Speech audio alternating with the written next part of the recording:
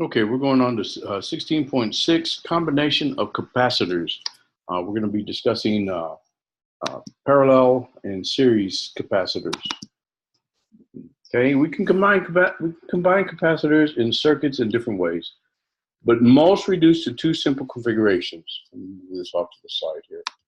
Most reduced to two simple configurations called parallel and series. The goal is to find a single equivalent capacitance due to a combination of several different capacitors that are in parallel or in series with each other. First, we'll look at two capacitors connected as shown in the figure. These are said to be in parallel. The left plate of each capacitor is connected to the positive terminal of the battery by a conducting wire, so the left plates are at the same potential. In the same way, the right plates, both connected to the negative terminal of the battery, are also at the same potential. This means that capacitors in parallel have both the same potential difference across them. Repeat, capacitors in parallel both have the same potential difference across them. If you have multiple ones, they all have the same potential difference across them. Okay. Now, the figure on the left shows a schematic of two capacitors in parallel. When the capacitors are first connected in the circuit, electrons are transferred from the left plates through the battery to the right plates, leaving the left plates positively charged and the right plates negatively charged. The energy source for this transfer of charge is the internal chemical energy stored in the battery, which is converted to electrical energy. The flow of charge stops when the voltage across the capacitors equals the voltage of the battery. This is when the capacitors have their maximum charges. The maximum charges on the two capacitors are Q1 and Q2. The total charge Q stored by the capacitors is the sum of the charges. Q equals Q1 plus Q2. That means we can replace these two capacitors with one equivalent capacitor having a capacitance of CEQ, or the equivalent capacitance. As you can see in the figure on the right, this equivalent capacitor must have exactly the same external effect on the circuit as the original two. So it must store Q units of charge and have the same potential difference across it. We can calculate the charges on each capacitor. The charge on the equivalent capacitor can be determined from this equation. Now, let's substitute these relationships into the relationship for the total charge.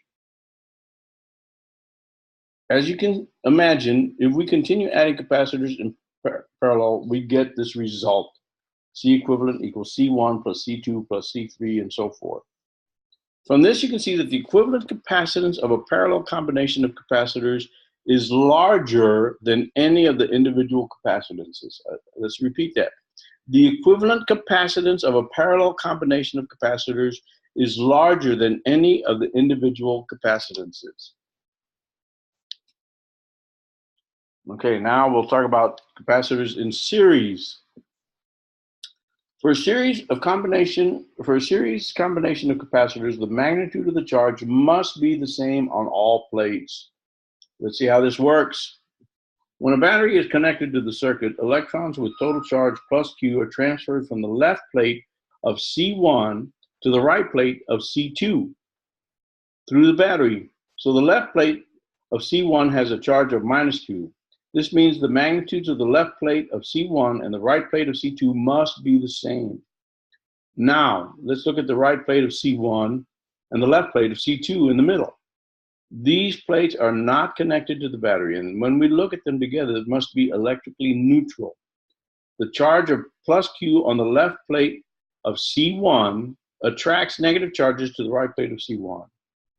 These charges will continue to accumulate until the left and right plates of C1 become electrically neutral, which means that the charge on the right plate of C1 is minus Q. This negative charge could only have come from the left plate of C2, so C2 has a charge of plus Q. So regardless of how many capacitors are in series or what their capacitances are, all right plates gain charges of minus Q, and all left plates have charges of Q. This is a consequence of the conservation of charge. Okay, So we can see after an equivalent capacitor for a series capacitor is fully charged, the equivalent capacitor must end up with a charge of minus Q on its right plate, and a charge of plus Q on its left plate. Let's apply the definition of capacitance to the circuit with the equivalent capacitance shown on the right.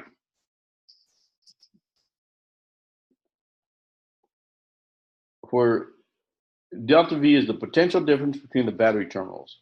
We can write the potential differences across each capacitor. From the figure on the left, we see that the battery voltage is just the sum of the voltages,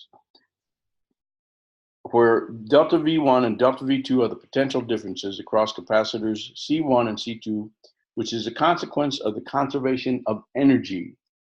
So delta V equals Q over the C equivalent, delta V1 equals Q divided by C1, and delta V2 equals Q over C2. And the delta V is the sum of the voltages, delta V1 and delta V2. Okay, so you can see that the potential difference across any number of capacitors or other circuit elements for that matter in series equals the sum of the potential differences across the individual capacitors. Let's use this fact to write the voltages in terms of charge and capacitance. Cancel Q, and the result is the relationship among the capacitors in series and the equivalent capacitance. We can, of course, extend this analysis to any number of capacitors connected in series. Here's the result.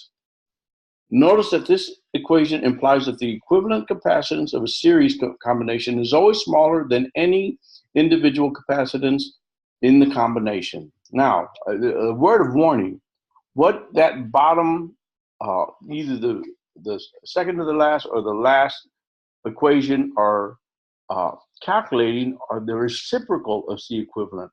That is not your answer. In order to get the final answer of C equivalent, you need to take the reciprocal. We'll discuss that a little more during the lab, but that's a warning. 1 over C equivalent is not the answer. You have to take the reciprocal of that before you get the answer. Okay, let's discuss some problem-solving strategies. Number 1, combine capacitors that are in series or in parallel following the derived formulas. Number 2, redraw the circuit after every combination. Number 3, repeat the first 2 steps until there is only a single equivalent capacitor. Number 4, find the charge on the single equivalent capacitor using the equation shown. Work backwards through the diagrams to the original one, finding the charge and voltage drop across each capacitor along the way. To do this, use these. A is the capacitor equation. B is the equation for capacitors in parallel. C is the capacitors in parallel all have the same voltage difference as does their equivalent capacitor. D, the equation for capacitors in series. And E, capacitors in series all have the same charge as does their equivalent capacitor. Okay, that ends this section. The next section we'll cover is 16.7, energy in a capacitor.